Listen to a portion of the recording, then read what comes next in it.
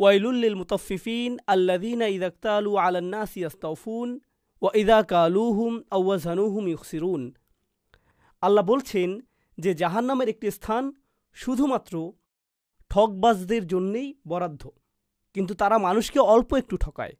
কিন্তু যখন তারা নিজেরাই ক্রেতা তখন পুরো শতভাগ বুঝে নেয়, কিন্তু যদি হয় বিক্রেতা তখন যতটুকু দেবার কথা তার চাইতে অল্প একটু কমিয়ে দেয়, ওজনের চাইতে একটুখানি কম করে দেয় তারা। তাহলে দেখা যাচ্ছে তারা মূলত এই যে গোল্ডেন রুল সেটা লঙ্ঘন করছে। মানে তারা নিজেদের বেলায় 100-তে 100 নেবে, কিন্তু দেবার বেলায় 90 দেবে। বুঝতে পারছেন? তো আল্লাহ এই লোকগুলোর কথা উল্লেখ করে বলছেন তারা কি ভেবে দেখে না যে তারা আল্লাহর সামনে দাঁড়াবে? এটা হলো এক। দ্বিতীয়টি হচ্ছে অবতাগি ফিমা আতাকাল্লাহ। আসলে না, বরং অন্যটি হলো এমন অনেক পরিস্থিতি হয়, ধরুন কোনো ধনী ব্যক্তি মারা গেছেন, এখন তার উত্তরাধিকারের বিষয়টি আসছে, তাই না? তো সেই মৃত ব্যক্তি যা যা রেখে গেছেন, যেমন খামার, জমি জমা, গৃহপালিত পশু ইত্যাদি, সেগুলোর ঘোষণা যখন করা হবে তখন দেখবেন কখনো কখনো গরিব মানুষজন, এতিম শিশুরা বা সমাজের অন্য কেউ এসে জড়ো হয়।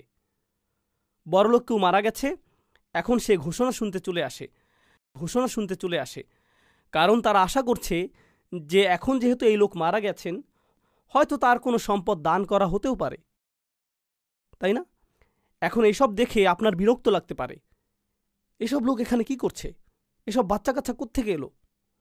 এমনকি মৃত ব্যক্তির নিজের সন্তানরাও হয়তো নিজেদের আলাদা উকিল নেই যে তাদের সম্পত্তি এনে দেবে, হয়তো তাদের চাচারা আছে তিনি সব সম্পত্তি ছিনিয়ে নেবে, কিংবা বড় ভাই হয়তো উত্তরাধিকারের সম্পত্তি মেরে দেবে, কিন্তু এসব বাচ্চারা তারা তো কিছুই পাবে না। ওয়ালিয়াখশাল্লাযীনা লাউ তারাকু মিন খলফিহিম যুররিয়াতান দিয়াফান খাফু আলাইহিম। এসব উত্তরাধিকারের সম্পত্তি বন্টন করার সময় যদি অসহায় মানুষ বা এতিম বাচ্চা কাচ্চারা চলে আসে, তবে এই বন্টনকারীদের ভয় করা উচিত। যদি এমন হতো যে তারা নিজেরা মারা গেছে আর তাদের সন্তানরা এতিম হয়ে অসহায় হয়ে গেছে, বঞ্চিত হচ্ছে, তবে তখন কি হতো? আল্লাহ এখানে তাদের গোল্ডেন রুল মনে করিয়ে দিচ্ছেন, তাই না? একইভাবে আমাদের আর আল্লাহর মাঝেও গোল্ডেন রুল আছে। ওয়া আহসিন কামা আহসানাল্লাহু ইলাইক। তোমরা ঠিক তেমন ইহসান করো যেমন ইহসান আল্লাহ তোমাদের সাথে করেছেন। ওয়া আহসিন কামা আহসানাল্লাহু ইলাইক। কিন্তু সূরা বাকারাতে হিকমতের সাথে সম্পৃক্ত কথাটি খুবই সুন্দর। আল্লাহ বলছেন, তোমরা যারা ঈমান এনেছো, আনফিকু মিন তাইয়্যিবাতিন মা কাসাবতুম। ভালো জিনিস যা আয় করেছো সেখান থেকে ব্যয় করো। তোমার হাতে পবিত্র যা কামিয়েছ সেখান থেকে ব্যয় করো। এখন ধরুন আপনি অনেক কিছুই আয় করেছেন, এখান থেকে সবচাইতে ভালোটাই আল্লাহ চাচ্ছেন যেন আপনি ব্যয় করেন। এরপর আল্লাহ বলছেন, ওয়া মিম্মা আখরাজনা লাকুম মিনাল আরদ। আর আমি যা তোমাদের জন্য জমিনের মাটি থেকে গজিয়ে তুলি সেখান থেকেও খরচ করো, মানে খনিজ, তেল, শস্য ইত্যাদি ইত্যাদি। ওয়ালা তায়াম্মামুল খবিসা মিনহু তুনফিকুন ওয়ালাস্তুম বিখিযিহি ইল্লা আন তুগমিদু ফীহি। বর্তমানে এটাই হলো সেই গোল্ডেন রুল। তিনি এখানে বলেছেন ভালো জিনিসের বদলে নোংরা জিনিস দেবে না।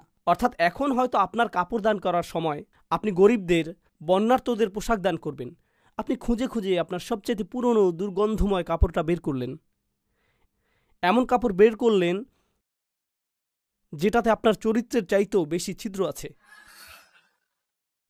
সেই পচা ময়লা পুরনো কাপড়গুলোই দান করে দিলেন, তাই না? এমন করেন না? কিংবা ধরুন ঈদের সালামি দেবেন, বাচ্চাদের খেলনা দেবেন, খুঁজে খুঁজে ঘরের ভাঙা খেলনাগুলো দিলেন, পুরনো জুতো জোড়া দান করলেন। অথচ আল্লাহ বলেন যেসব জিনিস কেউ তোমাকে দিলে বিরক্তি চলে আসবে, তুমি সেগুলো দেখতেও চাইবে না, সেগুলো গ্রহণ করতে ঘৃণা লাগবে, এমন কোনো কিছু কাউকে দেবেও না। একই অংশে একটু পরেই আল্লাহ বলছেন, ইউতিল হিকমাতা মান ইয়াশাউ। তিনি যাকে ইচ্ছা হিকমা দান করেন, আর যাকেই হিকমা দেয়া হয়েছে সে নিশ্চয়ই প্রচুর কল্যাণ লাভ করেছে। অর্থাৎ কোরআনের এই অংশ অনুযায়ী হিকমতের একটি দিক হলো অন্যকে সেটা দাও যা হয়তো একদিন তুমি নিজেই চাইবে। কাউকে সাদাকা দেবার সময় এমন মানসিকতা রাখবে যেন এই জিনিস আমি নিজেকেই দিচ্ছি, এরকম মানসিকতা জরুরি।